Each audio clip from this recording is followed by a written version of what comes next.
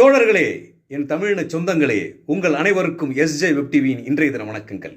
இன்று நாம் உங்களிடம் பகிர்ந்து கொள்ளப் போவது தமிழ்நாட்டின் அழுகுரல். எங்கே பார்த்தாலும் ஒரே அழுகுரலுங்க. பெண்கள் செவிலியர்கள் பாவம், அவங்க இவர் பணி நிரந்தரம் செய்வார்னு சொல்லி ஓட்டு போட்டாங்க. ஆனால் பணி நிரந்தரம் செய்யலை. அவங்க இப்போ களத்தில் இறங்கி போராடுறாங்க. அவங்களுக்கு ஏதாவது பதில் சொல்லணும்ல. அவங்கள ஒரு தீவிரவாதியை கைது பண்ணி கூட்டு போகிற மாதிரி இரவோடு இரவா 12 மணி 1 மணிக்கு பஸ்ஸில் எங்கேயோ கூட்டு போகிறாங்க. அவங்களாம் அந்த வீட்டுக்கு போகணுங்க, வீட்டுக்கு தகவல் சொல்லினாங்க. எங்கே கூட்டு போகிறாலும் சொல்லுங்கள், மாதவிடாய் காலங்கன்னு அப்படின்னு சொல்லி கதறி அழுகுறாங்க. எங்கே கூட்டு போகிறோன்னு சொல்லுங்க, கதறி அழுகுறாங்க. குழந்தைங்களை வீட்டில் விட்டு வந்திருக்கோன்னு கதறி அழுகுறாங்க. ஆனால் எந்த பதிலுமே சொல்லாமல் அந்த காவல்துறையினர் அப்படியே தலை குனிஞ்சு உட்காந்துருக்காங்க, அப்படி கல் நெஞ்சம் பிடிச்ச மாதிரி. ஆனால் பாவம், காவல்துறை சொல்லி பிரயோஜனம் கிடையாது, தப்பு கிடையாது.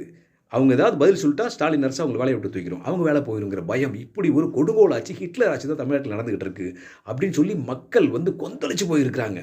அரசு ஊழியர்கள்லேருந்து விவசாயிகள்லேருந்து எல்லாருமே கொந்தளிச்சு போயிருக்கிறாங்க.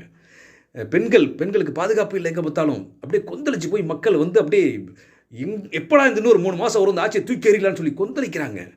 சரி, களத்தில் போய் இறங்கி அடுத்தது யார் தான் சிஎம் ஆக போகிறா, யார் தான் ஆட்சியை பிடிக்க போகிறான்னு கேட்போன்னு மக்கள்கிட்ட கேட்டோம். மக்கள் கொடுக்குற ஒரே ஒரு வார்த்தை, ஜென்சி கிட்ஸ்லேருந்து 60-70 முதியவர்கள் வரையும் சொல்கிற ஒரே ஒரு வார்த்தை, அடுத்தது புரட்சித் தமிழன் எடப்பாடியார் தாங்க சிஎம், எங்களுக்கு அவர் தாங்க வேணும்னு சொல்லி அடித்து சொல்கிறாங்க. என்ன காரணம், புரட்சித் தமிழன் எடப்பாடியார் மேலே இவ்வளோ பாசம் வச்சுருக்கீங்களே அப்படின்னு சொல்லி கேட்டோம்னா, அவங்க சொல்கிற வார்த்தைகள் நம்மளுக்கு மூச்சு முட்டுதுங்க. ஏங்க, தாலிக்கு தங்கம் அம்மா ஆரம்பித்தாங்க, அதை செயல்படுத்தினாருங்க புரட்சித் தமிழ் எடப்பாடி. நீங்கள் எங்களால் தாலி வாங்க முடியுமாங்க? 1 லட்ச ரூபாய்க்கு மேலே போயிடுச்சுங்க. எங்கள் எத்தனையோ குடும்பங்களில் நாங்கள் பெண்களுக்கு தாலியோடு வாழ்ந்துட்டு இருக்கோம். அது காரணம் இன்றைக்கி அம்மாவும் எடப்பாடியாக இருந்தாங்க அப்படிங்கிறாங்க. இலவச சைக்கிள் கொடுத்தாருங்க, அதையும் இந்த ஸ்டாலின் அரசு நிப்பாட்டிட்டாங்க. தாலிக்கு தங்கத்தை நிப்பாட்டிட்டாங்க, மடிக்கணினி நிப்பாட்டிட்டாங்க. 2000 ரூபா பணம் கொடுத்தாங்க தீபாவளி பொங்கலுக்கு, அதையும் நிப்பாட்டிட்டாங்க.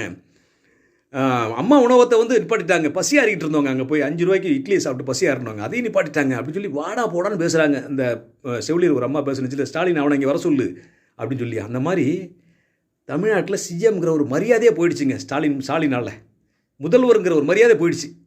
அப்படி கேவலமான ஒரு ஆட்சி தான் தமிழ்நாட்டில் நடந்துகிட்டு இருக்கு. 2026 புரட்சி தமிழன் எடப்பாடியார் தான் ஆட்சி அமைக்க போகிறாருங்கிறத ஜென்சி கிட்ஸ்லேருந்து 60-70 முதியவர்கள் வரைக்கும் சொல்ல ஆரம்பிச்சிட்டாங்க. ஆனால் அவர் தலையில் எவ்வளோ சுமை இருக்குது அப்படிங்கிறத மக்களுக்கு தெரியணும்ல. இவங்க இப்போ 5 லட்சம் கோடிக்கு மேலே கடன் வாங்கியிருக்காங்க, ஏற்கனவே இருந்ததுக்கு மேலே. அந்த கடன் எடப்பாடியார் தலை மேலே இறக்க போகிறாங்க அடுத்த ஆட்சியில்.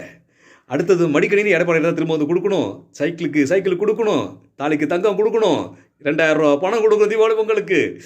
இப்படியே அடுக்கிக்கிட்டே போகலாங்க மக்களுக்கு அவர் செய்ய வேண்டிய நன்மைகளை. அது எல்லாத்தையும் இந்த மார்கழி மாதத்து பனி மாதிரி அந்த பனி சுமையெல்லாம் அப்படி தட்டி எறிஞ்சிட்டு எடப்பாடியார் ஒரு சிறப்பான ஆட்சியை கொடுப்பாருங்கிறது மக்கள் நம்புகிறாங்க. வாழ்க தமிழகம். ஜெய்ஹிந்த்.